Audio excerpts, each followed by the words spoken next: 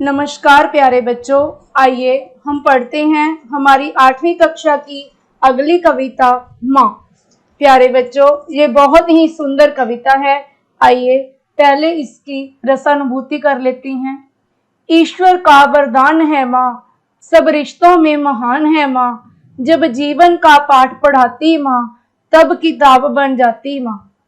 कथनी में उसकी शिष्टाचार है, करनी में उसकी संस्कार है। जब हर क्षण का एहसास कराती माँ, तब समय बन जाती माँ। जगने में उसके प्रभात है, सोने में उसके रात है। जब हर विपदा को हराती माँ, तब हिमालय बन जाती माँ। साहस उसका हथियार है, ऊर्जा उसमें अपार है। जब ममता का प्रकाश फैलाती माँ, तब बाती बन जाती माँ। दुख लेना उसको स्वीकार है, सुख देना उसका सदाचार है। जब खुशी के आंसू बहाती माँ, तब उत्सव बन जाती माँ। दुआओं में उसकी चमत्कार है, प्रोत्साहन में उसके जय जयकार है। जब खुद कम खाकर बच्चों को खिलाती माँ, तब गोरैया बन जाती माँ। वात्सल्य प्रेम के उसमें भाव है, समर्पण उसका स्वभाव है। जब आगे बढ़ने का गीत सुनाती माँ, तब नदी बन जाती माँ। मर्यादित रहना उसका व्यवहार है, सहनशीलता उसका उपहार है। जब निस्वार्थ सेवा भाव जगाती माँ, तब धरती बन जाती माँ। केवल देने में उसका विस्तार है, चरणों में उसके स्वर्ग द्वार है। तो बच्चों, आइए अब हम इसकी सप्रसंग व्याख्या करते हैं।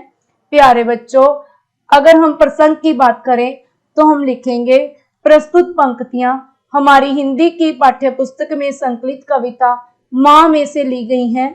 यह कविता डॉक्टर मीनाक्षी वर्मा जी द्वारा लिखी गई है।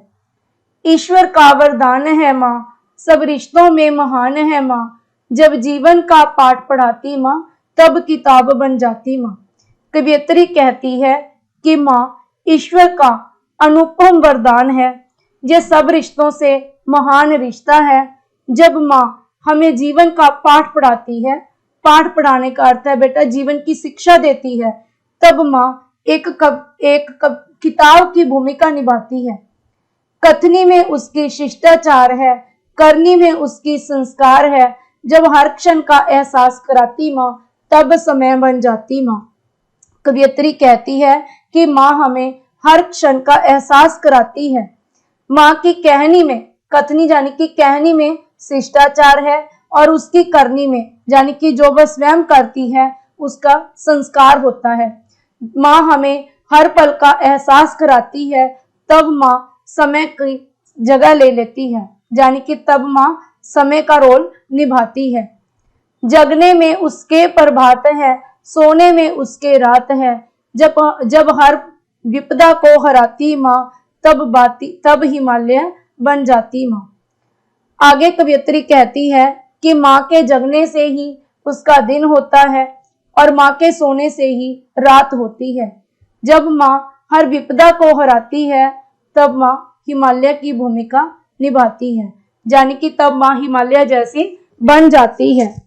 साहस उसका हथियार है, ऊर्जा उसमें अपार है। साहस ही माँ का हथियार होता है, और उसमें अटूट अपार ऊर्जा भरी हुई है।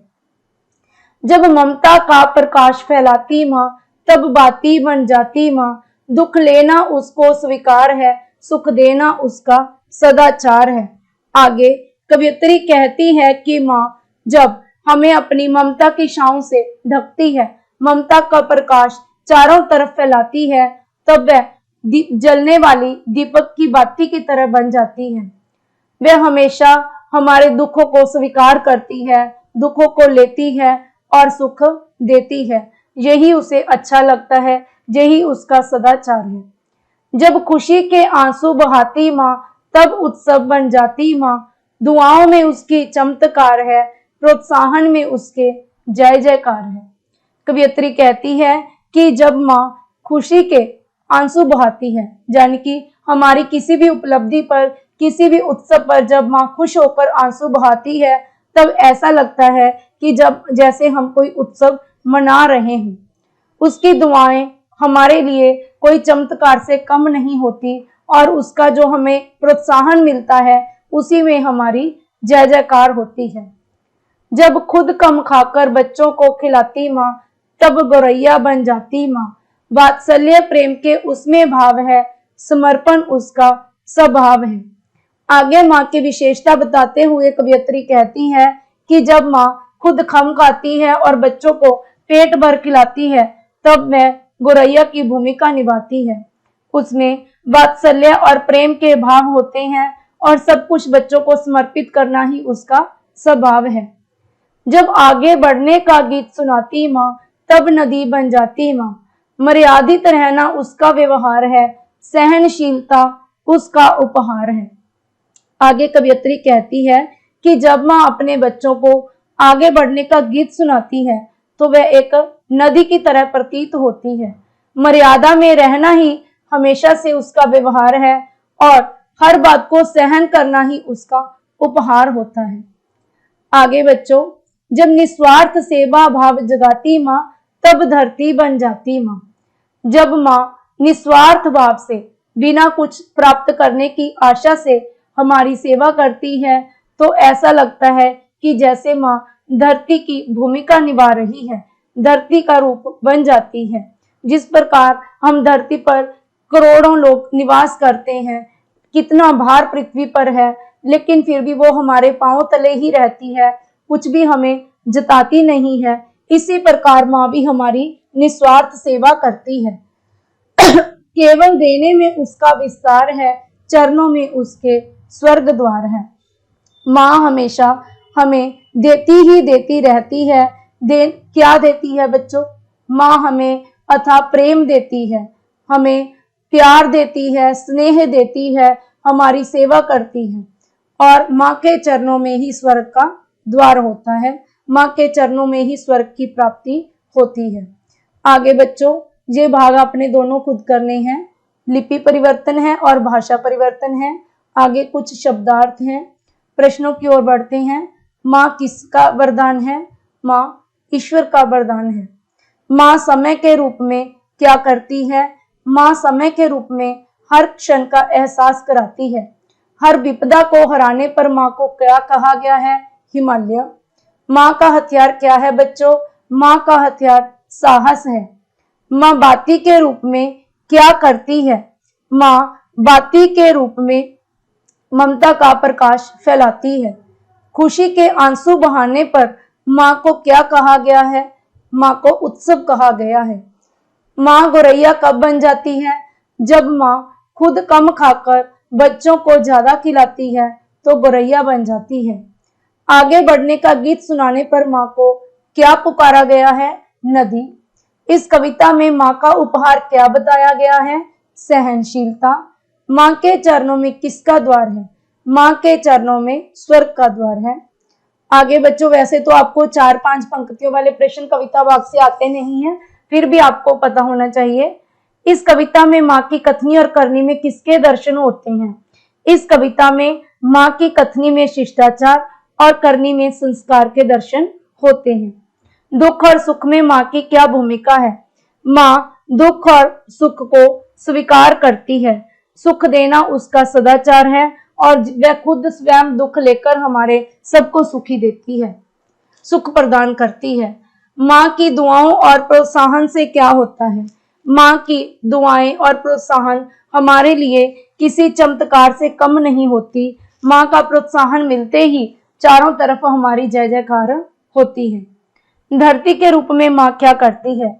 धरती के रूप में माँ निस्वार्थ भाव से हमारी सेवा करती है, सबका कल्याण करती है। आगे बच्चों, पर्यायवाची शब्द हैं। पर्यायवाची यानी कि समान अर्थ वाले शब्द। ईश्वर, ईश्वर को हम क्या कहेंगे बच्चों? प्रभु, परमात्मा। प्रभात को हम क्या कहेंगे बच्चों? सुबह, सवेरा, प्रातः।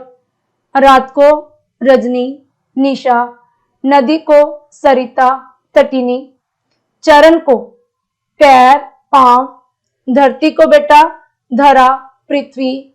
किताब को कहेंगे पुस्तक और पोथी। आगे बच्चों विपरीत शब्द हैं। वरदान, अभिशाप या शाप भी लिख सकते हो। जीवन का मृत्यु, स्वीकार का अस्वीकार, प्रेम का घृणा, विस्तार का संकुचन, संक्षेप भी लिख सकते हो, सदाचार का दुराचार, जय का पराजय।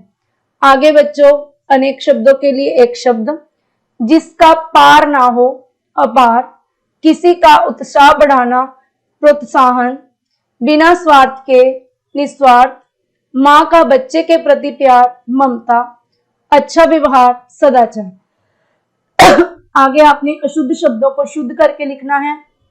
ये शब्द सभी आपको पाठ्य पुस्तक में मिल जाएंगे, इसी कविता में मिलेंगे, आपको स्वयं से ढूंढकर इनको शुद्ध करके लिखना है। प्यारे बच्चों, ये थी हमारी कविता माँ। मुझे उम्मीद है कि आपको यह कविता भली भांति से समझ में आ गई होगी। इसकी शब्दावली बहुत ही सिंपल है, आप आसानी से इसे कर पाओगे। बेटा इसमें आपको रट्टा नहीं लगाना है, केवल आपको कविताओं को समझना है और उनके अर्थों को ग्रहण करना है। तो बच्चों अगर आपको यह कविता समझ लगी तो इसे लाइक करें, शेयर करें और अगर आपने चैनल को सब्सक्राइब नहीं किया तो कर ले। अगर आपने बेल आइकन को अभी तक प्रेस नहीं किया है तो अवश्य करें, ताकि आने वाले वीडियो के नोटिफिकेशन आप तक पहुंचते रहें। फिर मिलते हैं एक नए लेसन के साथ, तब तक के लिए धन्यवाद।